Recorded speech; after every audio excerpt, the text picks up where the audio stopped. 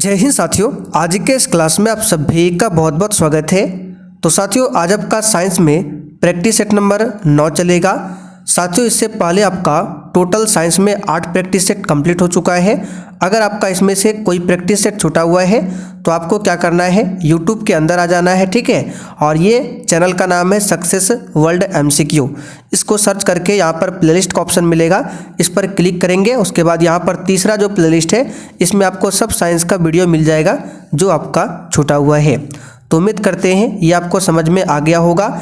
और साथियों, अगर आपने अभी तक बिहार पुलिस के बैच को ज्वाइन नहीं किया है तो आप लोग देर मत कीजिए। ऑलरेडी बहुत सारे बच्चों ने कोर्स को ले रखा है और अच्छी तरह से पढ़ाई भी कर रहे हैं। तो आप लोग भी देर मत कीजिए, फटाफट से जाकर आप लोग इस बैच को ज्वाइन कर सकते हैं। बैच में क्या क्या मिलेगा यहाँ पर पूरा डिटेल में लिखा हुआ है। और अधिक जानकारी चाहिए तो ये व्हाट्सअप नंबर है, इस पर मैसेज करके आप लोग जानकारी ले सकते हैं। तो चलिए इसी के साथ आज के सेट को स्टार्ट करते हैं। और साथियों, ये जो क्लास है बिहार पुलिस सिपाही की नई भर्ती 2025 और बिहार पुलिस ड्राइवर की नई भर्ती 2025 दोनों के लिए इम्पोर्टेंट होगा, तो दोनों ही इस क्लास को अटेंड कर सकते हैं। तो चलिए आज का पहला क्वेश्चन देखिए, जब प्रकाश दूसरे माध्यम के अंदर जाता है तो क्या होता है। चलिए, बिल्कुल 10th लेवल का क्वेश्चन है। और साथियों, प्रत्येक स्टूडेंट को नीचे लाइव चैट में अपना अपना आंसर करना है, जिससे आप सभी का प्रॉपर तरीके से रिवीजन भी हो सके। चलिए बताइए, जब प्रकाश दूसरे माध्यम के अंदर जाता है तो क्या होता है। तो मान लीजिए ऊपर आपका एक माध्यम है और नीचे एक माध्यम है। तो जब भी प्रकाश एक माध्यम से दूसरे माध्यम में जाता है तो क्या क्या होता है। तो देखिए, तो प्रकाश का वेग जो है ये परिवर्तन होगा, गति जो है ये भी परिवर्तन होगा, और तरंग दैर्घ्य, ठीक है। तो जब भी प्रकाश एक माध्यम से दूसरे माध्यम में जाएगा तो प्रकाश का वेग, गति और तरंग दैर्घ्य ये तीनों परिवर्तन होगा। क्या परिवर्तन नहीं होगा, तो आवृत्ति यानी कि फ्रीक्वेंसी, ठीक है। तो प्रकाश सघन माध्यम से विरल माध्यम में जाए या विरल माध्यम से सघन माध्यम में जाए तो आवृत्ति पर कोई भी प्रभाव नहीं पड़ता है। तो यहाँ पर देखिए, उसकी आवृत्ति में परिवर्तन आता है, बिल्कुल गलत है। उसकी आवृत्ति में परिवर्तन नहीं होता है, बिल्कुल सही है। उसकी गति नहीं बदलती है, गलत है, गति बदलती है। तरंग दैर्घ्य नहीं बदलती है, तरंग दैर्घ्य भी बदलता है, जो कि अभी हमने आपको बताया। तो साथियों, उम्मीद करते हैं अगर ये क्वेश्चन एग्जाम में आता है तो आप इसे सही करके आएंगे, ठीक है। तो आंसर यहाँ पर क्या हो जाएगा आपका, बी वाला ऑप्शन। और प्रकाश की बात करें तो प्रकाश आपका अनुप्रस्थ तरंग का उदाहरण है, ठीक है। कैसा तरंग है, अनुप्रस्थ तरंग। और प्रकाश जो है कण और तरंग दोनों की भांति व्यवहार करता है। चलिए क्वेश्चन नंबर देखिए दूसरा, सेल्सियस पैमाने में 5 डिग्री फ़ारेनहाइट बराबर है। चलिए, बहुत ही शानदार क्वेश्चन है और ये क्लास का टाइमिंग है, आप लोग इसे नोट कर लीजिए।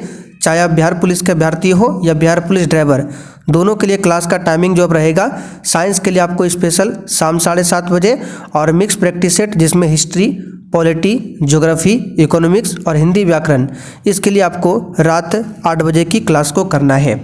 और बिहार पुलिस ड्राइवर के लिए जो आपका 7 बजे की क्लास दिया जाता था, अब उसको बंद करके रात 8 बजे में कर रहे हैं, क्योंकि काफ़ी सारे अभ्यर्थी कमेंट कर रहे थे कि सर हिंदी का भी कराइए। तो 8 बजे ही आपका हिंदी होता है। तो जो भी बिहार पुलिस ड्राइवर के लिए तैयारी करते हैं, आपको क्लास का टाइमिंग 7:30 बजे और 8 बजे ध्यान रखना है।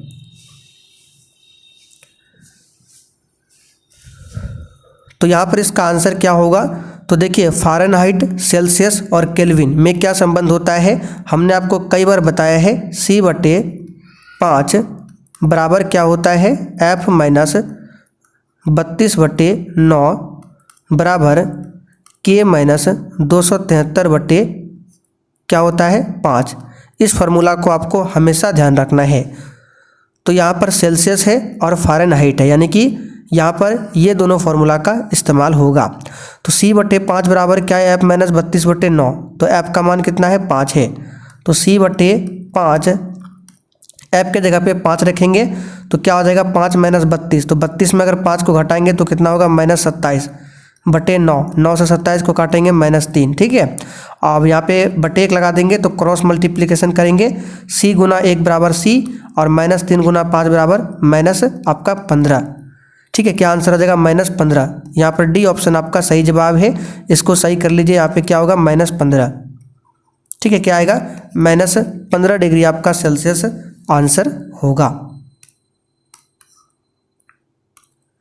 निम्न में से कौन सी कृमि त्वचा को पार कर आंतों में प्रवेश कर जाती है?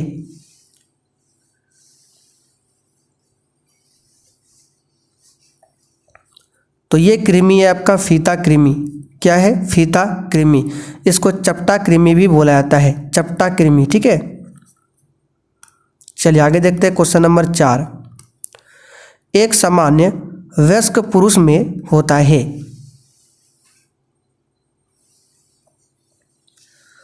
तो एक एडल्ट पुरुष जो होता है उसमें बोला जा रहा है प्रति 100 ग्राम खून में कितना ग्राम हीमोग्लोबिन होता है? तो याद रखिएगा इसका आंसर होगा 14 ग्राम, यानी प्रति 100 ग्राम खून में 14 ग्राम हीमोग्लोबिन होता है एक एडल्ट पुरुष में। अगर 14 ग्राम से कम हो जाता है तो कहा जाता है कि शरीर में खून की कमी है। और शरीर में खून की कमी से कौन सी बीमारी होती है? आप सभी जानते हैं, एनीमिया। एनीमिया। और खून की बात करें यानी कि रक्त, तो ये क्या है? तो एक प्रकार का तरल संयोजी उत्तक है। क्या है? तरल संयोजी उत्तक। और इसका पीएच मान कितना होता है? 7.4 होता है। और ये आपका क्षारीय प्रकृति का होता है। तो क्वेश्चन पूछा जाता है रक्त जो है अम्लीय प्रकृति का है या फिर क्षारीय प्रकृति का? तो क्षारीय प्रकृति का। रक्त की बात करें तो ये क्वेश्चन बनता है रक्त समूह। रक्त समूह जिसको इंग्लिश में कहते हैं ब्लड ग्रुप। तो रक्त समूह का पता किसने लगाया था? कार्ल लैंडस्टीनर ने। ये क्वेश्चन पूछा हुआ है। तो अगर आपसे पूछे रक्त समूह का पता किसने लगाया था? कार्ल लैंडस्टीनर ने, ध्यान रखना है। और साथ ही ये जो हम आपको जितना भी एक्स्ट्रा क्वेश्चन बता रहे हैं आपको ध्यान से सुनना है, बाकी आपको सब कुछ लिखा हुआ क्लास नोट्स में मिल जाएगा। आहार नाल सामान्यतः बड़ा होता है।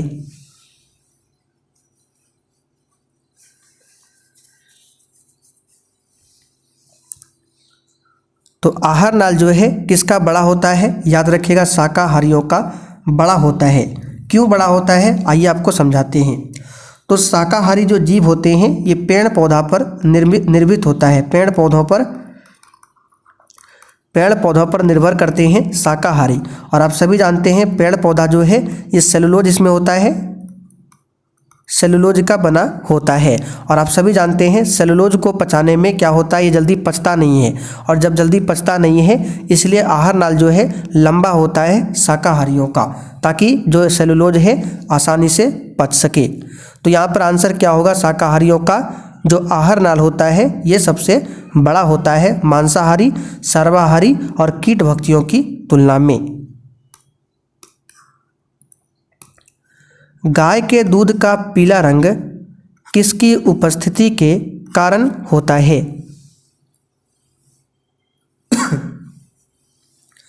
अब यहाँ से आपको 7 से 8 क्वेश्चन बताएंगे, एक एक को ध्यान से सुनिएगा। तो सबसे पहले गाय का जो दूध का रंग पीला होता है वो होता है कैरोटीन के कारण। किसके कारण होता है? कैरोटीन के कारण। अगर पूछे सफ़ेद किसके कारण होता है? सफ़ेद तो याद रखिएगा केसिन। यानी गाय का जो दूध का सफ़ेद रंग होता है वो केसिन के कारण होता है। और केसिन एक प्रकार का क्या है? प्रोटीन। क्या है? प्रोटीन। अब यहाँ से क्वेश्चन बनता है कि दूध में जो केसिन प्रोटीन होता है इसका पाचन कौन सा एंजाइम करता है? तो याद रखिएगा रेनिन। कौन करता है? Renin enzyme. यानी कि दूध में जो केसिन प्रोटीन पाया जाता है इसका पाचन करता है रेनिन एंजाइम। ठीक है, अब रेनिन एंजाइम की बात करें ये कहाँ से निकलता है? ये क्वेश्चन बन सकता है।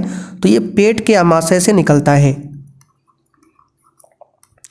पेट के अमाशय से निकलता है रेनिन एंजाइम। तो इतने सारे क्वेश्चन को ध्यान रखना है। अब और क्वेश्चन बनता है कि दूध में कौन सा अम्ल होता है? तो याद रखिएगा लैक्टिक अम्ल। दूध में होता है लैक्टिक अम्ल। और दूध की शुद्धता को किस यंत्र से मापते हैं? लैक्टोमीटर से। किससे मापते हैं? लैक्टोमीटर से। दूध में कौन सा कार्बोहाइड्रेट होता है? तो लैक्टोज कार्बोहाइड्रेट होता है। कौन सा? लैक्टोज कार्बोहाइड्रेट होता है, ध्यान रखिएगा। तो साथियों जो भी हम बता रहे हैं बार बार आपसे रिक्वेस्ट करते हैं इसे ध्यान से सुनिए, ठीक है। ध्यान से सुनने से होगा क्या, अगर क्वेश्चन मान लीजिए एग्जाम में इनमें से कहीं से भी आता है तो अगर आप सुने रहेंगे तो बिल्कुल आराम से आंसर आप लोग लगा सकते हैं। अब रेटिनॉल की बात करें तो ये विटामिन ए का रासायनिक नाम है, आप सभी जानते हैं रेटिनॉल। राइबोफ्लेविन की बात करें ये आपका विटामिन B2 का रासायनिक नाम है। और थायमिन जो है ये विटामिन B1 का रासायनिक नाम है, ध्यान रखिएगा। चलिए, बीजों को अच्छी तरह परिरक्षित रखा जा सकता है।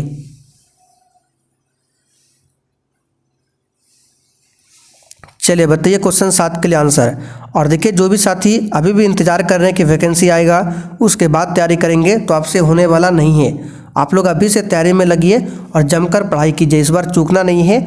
लगभग 20,000, ठीक है, लगभग 20,000 पदों के आसपास नई भर्ती बिहार पुलिस में आ रही है, तो आपको चूकना नहीं है। आप लोग अभी से तैयारी में लग जाइए, ठीक है। और उसके लिए जो हमने पीछे आपको बैच बताया उसको परचेज कीजिए और आज से अपनी तैयारी को स्टार्ट कीजिए।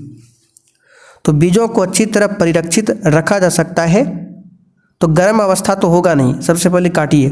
उसके बाद बचा ठंडा, तो ठंडा और शुष्क अवस्था में नम नहीं होगा, ठीक है। बीजों को अच्छी तरह से परिरक्षित रखा जाता है ठंडा और शुष्क अवस्था में। यहाँ से क्वेश्चन बनता है कि जो बीज होता है इसके अंकुरन के लिए क्या चीज़ की आवश्यकता नहीं पड़ती है? तो याद रखिएगा प्रकाश, ठीक है। ऑप्शन में देगा प्रकाश, जल, इस सब देगा, ठीक है। तो बीजों के अंकुरन के लिए प्रकाश की आवश्यकता नहीं पड़ती है, इस बात को नोट कर लीजिए। चलिए अगला क्वेश्चन देखते हैं। हार्मोन उपयोगी है। और देखिए आपके बिहार पुलिस के एग्जाम में लगभग 35 क्वेश्चन साइंस से आता है और 35 क्वेश्चन में से सबसे अधिक जो क्वेश्चन पूछा जाता है वो बायोलॉजी से, ठीक है। तो आपसे हमारा प्रयास रहेगा क्लास में अधिक क्वेश्चन बायोलॉजी से लेने का, ठीक है। पूरा डिस्कशन के साथ आपको समझाएंगे। तो हार्मोन जो उपयोगी होता है ये उपापचयी प्रक्रिया हेतु, किस लिए? उपापचयी प्रक्रिया हेतु, ठीक है। अब हार्मोन की बात करें तो अलग अलग टाइप के हार्मोन होते हैं, जैसे कि इंसुलिन हार्मोन, थायरॉक्सिन हार्मोन। ध्यान से सुनिएगा। तो इंसुलिन हार्मोन कहाँ से निकलता है? तो ये अग्नाशय के बीटा सेल से निकलता है इंसुलिन हार्मोन। थायरॉक्सिन हार्मोन कहाँ से स्रावित होता है या फिर कहाँ से निकलता है? तो थायराइड ग्रंथि से। अच्छा, पीयूष अगर पूछे अगर आपसे पीयूष ग्रंथि से कौन सा हार्मोन निकलता है? पीयूष ग्रंथि से तो इससे निकलता है वृद्धि हार्मोन। तो हमने 3 टाइप के हार्मोन आपको बताया, इंसुलिन हार्मोन, थायरॉक्सिन हार्मोन, वृद्धि हार्मोन। वृद्धि हार्मोन पीयूष ग्रंथि से निकलता है, थायरॉक्सिन हार्मोन थायराइड ग्रंथि से निकलता है, इंसुलिन हार्मोन बीटा सेल यानी कि अग्नाशय के बीटा सेल से निकलता है। एक वयस्क के शरीर में रक्त की औसत मात्रा कितनी होती है? अब यहाँ पर आपको ऑप्शन के अकॉर्डिंग लगाना है, कभी कभी 5 से 6 लीटर। अब यहाँ से क्वेश्चन बनता है कि वयस्क के शरीर में जो रक्त होता है पूरे शरीर के वजन का कितना प्रतिशत होता है? तो याद रखिएगा 7%। कितना होता है? 7%। अगर मान लीजिए किसी मनुष्य के शरीर का वजन 100 किलोग्राम है तो इसका 7% क्या होगा? इसका 7% शरीर में खून होगा, यानी कि 70, यानी कि 7 किलो क्या होगा? खून होगा। अगर किसी के शरीर का वजन 100 किलो है तो खून कितना होगा? 7 किलो, यानी 7% इसका खून होता है शरीर में। चलिए, विटामिन की खोज किसने किया था?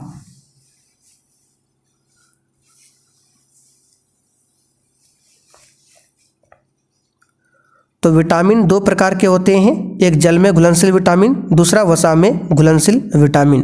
तो विटामिन बी और सी जो है ये जल में घुलनशील होते हैं। इसके अलावा बचे विटामिन ए, डी, ई, के, या फिर इसको पढ़ सकते हैं के, ई, डी, ए यानी कीड़ा।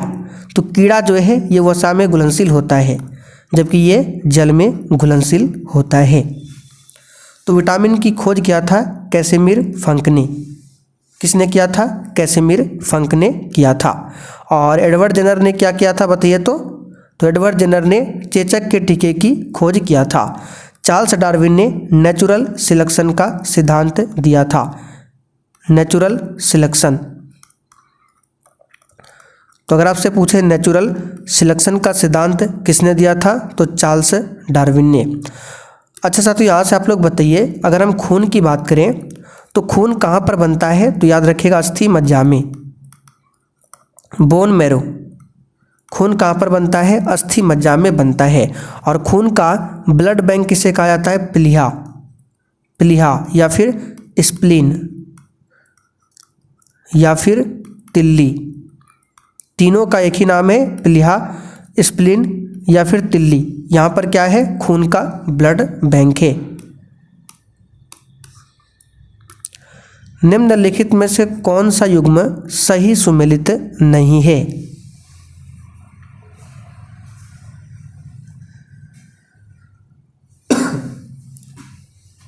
चलिए बताइए इसका आंसर। और देखिए, अगर आपको सेशन थोड़ा बहुत भी पसंद आ रहा है तो आप सभी से रिक्वेस्ट है, सेशन को जितना हो सके अधिक से अधिक आप लोग शेयर कीजिए। तो कौन सुमेलित नहीं है? सबसे पहले विटामिन डी की कमी से सूखा रोग होता है, ये हमने कई बार आपको बताया है, ये तो आपका सुमेलित है। विटामिन के बांझेपन दिया हुआ है, ये आपका गलत है। कल ही हमने आपको बताया था, शायद रात 8 बजे की क्लास में, विटामिन के का रासायनिक नाम होता है फिलोक्विनोन। याद कीजिए, बताया था ना, फिलोक्विनोन। और विटामिन के की बात करें, इसकी कमी से खून का थक्का नहीं बन पाता है, खून का थक्का। तो विटामिन के क्या करता है? खून का थक्का बनाने में मदद करता है। तो अगर पूछे कौन सा विटामिन रक्त का थक्का बनाता है तो विटामिन के। लेकिन पूछे कौन सा प्रोटीन रक्त का थक्का बनाता है तो याद कीजिए, कल ही हमने आपको बताया था फाइब्रिनोजेन, बताया था ना, याद कीजिए फाइब्रिनोजेन, ये एक प्रोटीन है जो खून का थक्का बनाता है। और विटामिन में के, तो यहाँ पे बांझेपन दिया हुआ, ये गलत है। बाकी विटामिन डी की कमी से सूखा रोग, थायमिन, ये विटामिन बी1 का रासायनिक नाम है थायमिन, इसकी कमी से बेरी बिल्कुल सही है। नियासिन दिया है, ये विटामिन बी3 का रासायनिक नाम है नियासिन, इसकी कमी से पेलाग्रा रोग, ये सभी सही दिया हुआ है। अच्छा, बांझेपन जो होता है ये किस विटामिन की कमी से होता है? तो विटामिन ई की कमी से, जिसका रासायनिक नाम होता है टोकोफेरॉल, टोकोफेरॉल। विटामिन बी12 के बारे में भी कल हमने बताया था, इसमें कोबाल्ट धातु पाया जाता है और इसका रासायनिक नाम है साइनोकोबालामिन। और आप लोग टेंशन मत लीजिए, ये जितना भी हम बता रहे हैं सब कुछ आपको लिखकर नोट्स में दे देंगे। और अगर आपको नोट्स सही है तो नंबर लिख लीजिए 9631887058, इस पर मैसेज करके जानकारी ले सकते हैं। चलिए बताइए, विटामिन ई की कमी से क्या होता है? तो अभी हमने आपको बताया बांझेपन, रतौंधी विटामिन ए की कमी से, बेरी विटामिन बी की कमी से, बी1 की कमी से, पेलाग्रा विटामिन बी3 की कमी से। विटामिन बी1 बोले या विटामिन बी, एक ही बात है। लौंग के तेल का निम्नलिखित में से कौन सा एक प्रमुख घटक है? चलिए, उम्मीद करते हैं आपको साइंस का क्लास जो कर रहे हैं आप उसमें आपको मज़ा आ रहा होगा, ठीक है। और साइंस का जो प्रश्न है उसको आपको रटना नहीं है, समझिए इसको।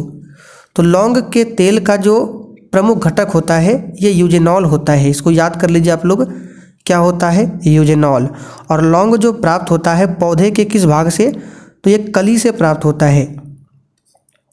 और हमने आपको बताया था कल केसर, जो कि जम्मू कश्मीर में सबसे अधिक होता है, ये कहाँ से होता है? तो पौधे के वर्तिका भाग से। कहाँ से? वर्तिका भाग से होता है। चलिए, वॉशिंग मशीन एंड मक्खन मथनी का कार्य सिद्धांत क्या है? देखिए, बीच में सेंटर है, एक सेंटर की ओर बल लगता है और एक सेंटर से बाहर की ओर बल लगता है। तो जो सेंटर की ओर बल लगता है, यानी सेंटर से सेंटर की ओर अंदर लगता है उसको कहा जाता है अभिकेंद्र बल। अभिकेंद्र बल क्या कहा जाता है? अभिकेंद्र बल, ठीक है। और जो सेंटर से बाहर लगता है ये कहलाता है आपका अपकेंद्र बल। अपकेंद्र बल। और सेंटर से बाहर किस में लगता है? तो वॉशिंग मशीन, मक्खन मतनी। इसलिए तो वॉशिंग मशीन जो कचरा साफ करता है कपड़ा का, उसको कचरा को बाहर करता है। मक्खन मतनी में भी जो मक्खन होता है वो ऊपर आता नहीं, सेंटर से बाहर की ओर आता है। तो इसमें आपका अपकेंद्रन बल हो जाएगा। और अभिकेंद्रन की बल की बात करें तो आपने साइकिल या फिर गाड़ी चलाया होगा, तो जहाँ पर मोड़ होता है तो जब आप लोग मोड़ पर मुड़ेंगे तो वहाँ पर अंदर की ओर एक फोर्स लगता है, ठीक है, अंदर की ओर लगता है और वहाँ पर आपका अभिकेंद्रन होता है। तो जो सभी ग्रह है, प्लेनेट है, 8 ग्रह सूर्य के चारों ओर जो चक्कर लगाते हैं उसमें भी अभिकेंद्र बल का कंसेप्ट है। मौत का कुआं भी अभिकेंद्र बल पर ही कंसेप्ट आधारित है। चलिए, सामान्य अभिक्रियाशील महिला के लिए प्रोटीन की उपयुक्त दैनिक मात्रा क्या है? बिल्कुल आपके एग्जाम सिलेबस पर आधारित क्वेश्चन है, बताइए इसका आंसर क्या होगा। इसका आंसर है 46 ग्राम। क्या हो जाएगा? 46 ग्राम। अच्छा, प्रोटीन की बात करें, इसकी कमी से 2 बीमारी होती है। हमने आपको बताया था क्वाशियोरकर, बहुत पहले बताया था क्वाशियोरकर, और दूसरा बीमारी है मरासमस। ये प्रोटीन की कमी से बीमारी होती है। प्रोटीन की फैक्ट्री किसे कहा जाता है? राइबोसोम को कहा जाता है। प्रोटीन बनाने के लिए कितने अमीनो अम्ल आवश्यक होते हैं? और साथियों, सेशन के लास्ट में आपको कमेंट करके बताना है कि आपने आज के सेट में कितने क्वेश्चन सही किए हैं, और रेगुलर साइंस के क्लास को अटेंड कीजिए।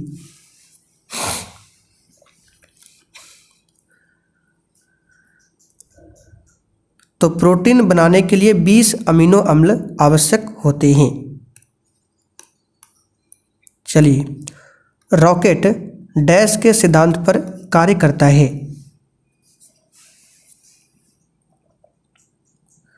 आंसर है संवेग संरक्षण के सिद्धांत पर काम करता है। और न्यूटन के किस गति नियम पर? तो तीसरा गति नियम पर काम करता है। दूध में कौन सा विटामिन नहीं पाया जाता है?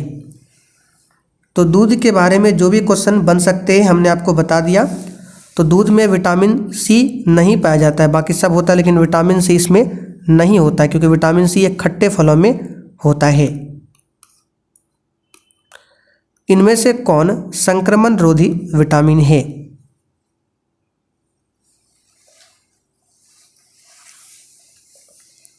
आंसर है विटामिन ए। इसको संक्रमण रोधी विटामिन भी कहा जाता है, ध्यान रखिएगा।